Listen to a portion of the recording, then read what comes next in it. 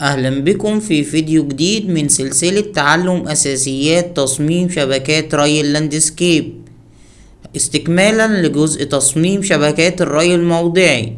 هنتكلم اليوم عن تحديد عدد محابس شبكة الري الموضعي، فلو مهتم تابع للنهاية.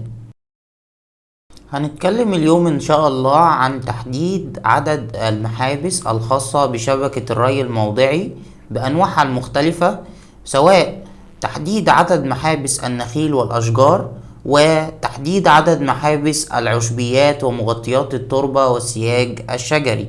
من المعروف ان النخيل والاشجار بيتم فيهم استخدام البابلر كنوع من انواع الموزعات اللي بتدي الاشجار والنخيل الاحتياجات الخاصة بهم.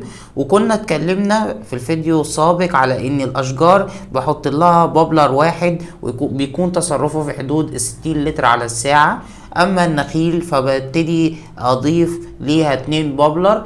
تصرف الواحد 60 لتر، يعني بيوصل للشجرة خلال الساعة الواحدة 120 لتر على الساعة. كمان من المعروف ان مع العشبيات ومغطيات التربة والسياج الشجري بيتم استخدام خراطيم الجي ار. بيتم فرد الخراطيم على مسافات نص متر ما بين الخرطوم والتاني، وخرطوم الجي ار بيبقى المسافات ما بين النقاط والتاني على نفس الخرطوم، سواء ممكن يكون 30 سنتي او 50 سنتي، والشائع هو 50 سنتي عشان يحقق عدد نقاطات 4 نقاطات في المتر المربع. تصرف النقاط الواحد 4 لتر على الساعة، يبقى كمية المياه اللي بتوصل للمتر المربع هي 16 لتر على الساعة. نيجي بقى نتكلم على اول حاجة تحديد عدد محابس النخيل والاشجار. فاول حاجة لازم احسبها التصرف الواصل للاشجار، وده بيساوي عدد الاشجار مضروب في تصرف البابلر الواحد في عدد البابلر المستخدم مع الشجرة الواحدة. فقلنا احنا الشجرة الواحدة بنستخدم معاها 1 بابلر، وبيكون تصرف البابلر 60 لتر على الساعة. وببتدي احدد عدد الاشجار من خلال اللوحة اللي موجودة معايا اللي ببتدي اصمم عليها شبكة الري الموضعي. ثانيا تصرف واصل للنخيل، وده بيساوي عدد النخيل مضروب في تصرف البابلر الواحد مضروب في عدد البابلر للنخلة الواحدة. وقلنا النخلة غالبا بنستخدم معاها 2 بابلر علشان يبقى مجموع تصرفهم 120 لتر، واقدر ادي احتياجات النخلة خلال ساعة واحتياجات الشجرة في نفس الوقت خلال ساعة، وبالتالي اقدر اضيفهم على نفس المحبس. عدد محابس الاشجار والنخيل يساوي التصرف الكلي مجموع تصرفات النخيل والاشجار اللي حسبناهم في المعادلتين اللي فوق على التصرف الجاي من المصدر. والتصرف الجاي من المصدر ده من المعلومات اللي بتبقى متوفرة معايا او انا بتحصل عليها من عملية المعاينة في بداية العمل على التصميم، او بيبقى المعلومة معايا من المكتب الفني اللي قام بالمعاينة وحط المواصفات. طيب بعد كده خطوات تحديد محابس العشبيات ومغطيات التربة والسياج الشجري. اول حاجة عايز اعرف تصرف واصل للعشبيات ومغطيات التربة كام بالظبط. فبنقول ان مساحة الاحواض اللي مزروع فيها العشبيات ومغطيات التربة، ونلاحظ هنا اني انا ما بتعاملش مع النبتة الواحدة زي في الاشجار والنخيل، لا انا بتعامل مع حوض بالكامل بمساحة بالمتر المربع، لان العشبيات ومغطيات التربة بتزرع بكثافة خلال الاحواض، فما ينفعش ادي كمية مية لكل نبتة، لا انا بتعامل مع وحدة المتر المربع. طيب بضرب الكلام ده في احتياجات المتر المربع الواحد المزروع فيه عشبيات ومغطيات تربة، وقلنا الاحتياجات دي 16 لتر خلال اليوم الواحد للمتر المربع. وبنقدر نحسب التصرف الواصل لعشبيات ومغطيات التربة من خلال عملية ضرب الاحتياجات بتاعت المتر المربع، اللي هو اصلا انا حاطط 4 نقاطات في المتر المربع، تصرف النقاط الواحد 4 لتر، بضربها في مساحة الأحواض وبالتالي أعرف التصرف. تاني حاجة التصرف الواصل للسياج الشجري، وهنا بتعامل مع وحدة طول وليست وحدة مساحة زي القانون اللي موجود فوق بتاع التصرف الواصل للعشبيات.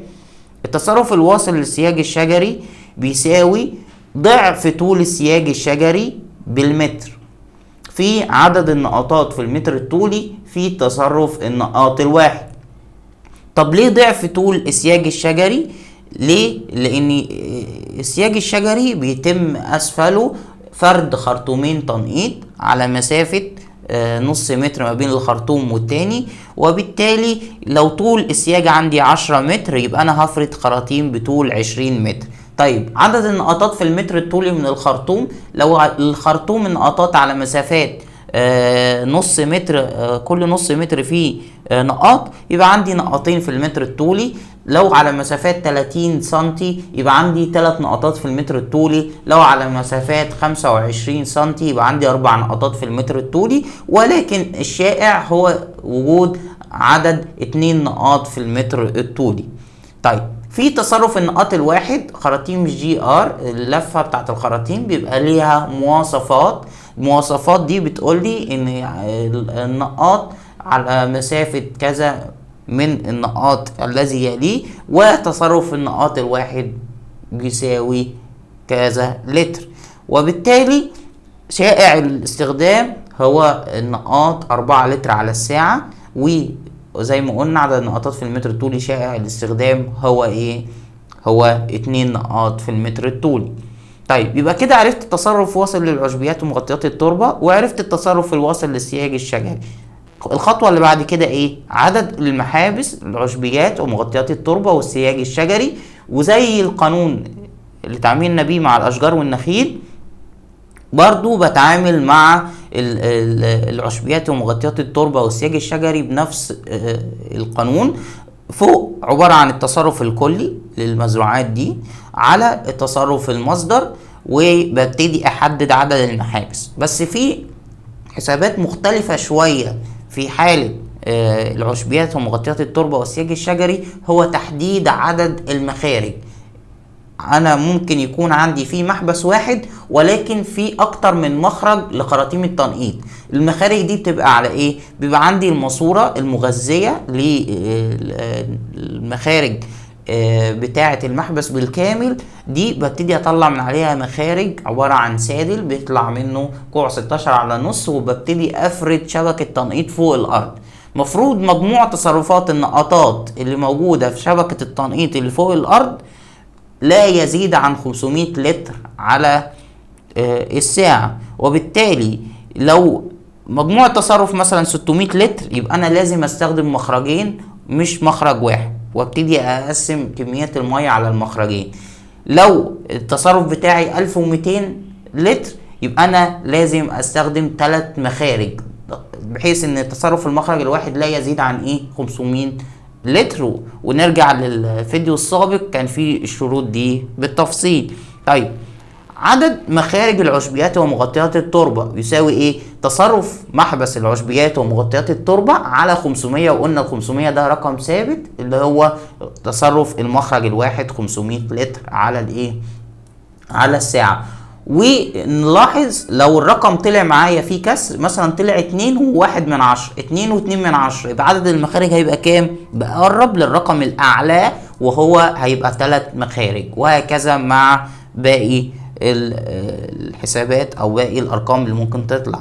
طيب عدد مخارج السياج الشجري يساوي تصرف محبس السياج الشجري على 500، برضو نفس الكلام. ونلاحظ ان مع العشبيات ومغطيات التربة والسياج الشجري انا استخدمت حسابات عدد المخارج، لان احنا قلنا بيبقى عندي في شبكة تنقيط. شبكة التنقيط والنقطات دي القطر بتاعها بيبقى 16 ملم، دي قدرة استيعابية او سعة استيعابية هو 500 لتر على الساعة، ما اقدرش ازود عن كده. طبعا كنا اتكلمنا ان ده هيزود الفواقد وهيزود معايا عدم انتظامية التوزيع، وهتبقى التصرفات الخارجة من النقطات غير منضبطة. طيب تعالوا الكلام ده بقى كده نحطه في صورة شيت اكسل يسهل علينا الحسابات اثناء التصميم، علشان ما بقاش تايه في الحسابات. تعالوا نبص كده هنا كده. اولا عندي هنا عدد محابس النخيل والاشجار بيساوي ايه؟ عدد الاشجار، ابتدي اقول مثلا عندي 10 اشجار. عدد النخيل عندي 10 نخلات. عدد البابلر لكل شجرة، قلنا بنحط بابلر واحد للشجرة. عدد البابلر لكل نخلة 2 بابلر. نفترض ان تصرف المصدر عندي وليكن 15 متر مكعب على الساعة، وتصرف البابلر المستخدم 60 لتر على الساعة. هبتدي اجي هنا الاقي التصرف الواصل للنخيل 1200 لتر على الساعة، تصرف الواصل للاشجار 600 لتر على الساعة. طب انا هنا بحسب عدد مخارج، احنا قلنا لا، النخيل والاشجار ما بحسبش عدد المخارج. طيب عدد المحابس النخيل والاشجار عمل ايه؟ جمع دول وقسم على 1000 عشان يحول من لتر على الساعة لمتر مكعب على الساعة، وقسم الناتج اللي طالع بالمتر مكعب على الساعة على تصرف المصدر اللي هو 15، فلقى ان انا كمية المية اللي خارجة من المحبس اقل بكتير من تصرف المصدر، وبالتالي مش محتاج اعمل ايه؟ اكتر من محبس. طبعا دي المعادلة هتلاقوها ظاهرة عندكم، والالف دي معامل التحويل من لتر الى متر مكعب. طيب تعالوا نبص هنا عدد محابس العشبيات ومغطيات التربة والسياج الشجري. ببتدي ادخل القيم بتاعتي. عندي مثلا مساحة الاحواض ولتكن 35 متر مربع. طيب طول السياج الشجري 20 متر. دي كلها ارقام هنحطها بناء على الديزاين اللي احنا هنشتغل عليه في الري الموضعي. خلاص، حسب ظروف المكان بتختلف. طب احتياجات المتر المربع من الاحواض سواء عشبيات او جراوند كفر، الرقم ده ثابت وحفظ 16 لتر على المتر المربع خلال اليوم الواحد. طب عدد النقطات لكل متر، عدد النقطات لكل متر دي هتبقى كام؟ خليها دلوقتي نحسب بس الاول ايه؟ تصرف النقاط المستخدم. طيب هو انا بعرف تصرف النقاط المستخدم وبعرف عدد النقاطات لكل متر ليه؟ عشان احدد التصرف الواصل للسياج. وبالتالي احنا قلنا الستاندرد ايه؟ ان يبقى عندي 2 لكل متر. طيب وتصرف النقاط كام؟ الستاندرد الشائع الاستخدام 4 لتر. خلاص. طيب تصرف المصدر خلينا نقول زي المثال الموجود فوق اهو 15 متر مكعب ساعة. طيب هيبقى عندي هنا التصرف الواصل للاحواض 560 لتر على الساعة، وتصرف الواصل للسياج 160 لتر على الساعة. في ده عدى ال 500 لكن ده لسه ما عداش، صح؟ يبقى عدد مخارج الاحواض هيبقوا كام بقى؟ 1.12%. عديت اهو، اقرب رقم صحيح اعلى. يبقى 1.12% دي هتبقى كام؟ هتبقى 2 مخرج للاحواض. طيب السياج الشجري طلع اقل من الواحد، وبالتالي انا عندي مخرج واحد بس للسياج الشجري. طيب في شرط تاني لازم ابص عليه، نراجع الفيديو السابق. لازم يكون طول خرطوم التنقيط ما يزيدش عن 50 متر، وبالتالي لازم اراجع الديزاين بتاعي. ما ممكن يكون تصرف قليل ولكن الخرطوم مشي اكتر من 50 متر. طب ساعتها هعمل مخرج واحد؟ لا، انا مضطر اعمل مخرجين. خلاص، ليه؟ علشان طول الخرطوم ما يزيدش عن 50 متر. طيب يبقى كده احنا وضحنا عدد المحابس للاحواض والسياج. بصوا الرقم طلع بكام؟ التصرف قليل جدا بالنسبة للايه؟ للمحبس الواحد. ازاي؟ انا عندي هنا تصرف المصدر 15. طب تصرف مجموع تصرف الاتنين دول كام؟ لو جمعت الاتنين دول هنلاقيه 720 تقريبا، يعني مش مكمل 1 متر مكعب. فلما الجزء من المتر مكعب ده اقسمه على 15 يديني الرقم البسيط ده. وبالتالي هو محبس واحد هطلع منه ماسورة. الماسورة هيبقى عليها مخرجين للأحواض ومخرج للسياج الشجري، يبقى مجموع المخارج اللي على الماسورة دي هيبقى كام؟ 3 مخارج. خلاص. يبقى كده انا حسبت عدد المخارج وعدد المحابس سواء للأحواض والسياج النباتي سواء للنخيل والأشجار. أرجو أن يكون الموضوع واضح معاكم. المعادلات دي لازم تكون فاهمها قبل ما تكون حافظها، لان لو انت حفظت بس وانت بتصمم هتلاقي نفسك بتتوه، لكن لو انت فاهم كل تفصيلة من المعادلات دي جت ليه وازاي هتقدر تفهم اكتر وتقدر تبقى مصمم متميز ان شاء الله. وبشكركم. انتهى الفيديو لحد كده، والفيديو القادم هيبقى فيه تصميم للري الموضعي بالكامل، فتابعونا. وشكرا جزيلا لحضراتكم، والسلام عليكم ورحمة الله وبركاته.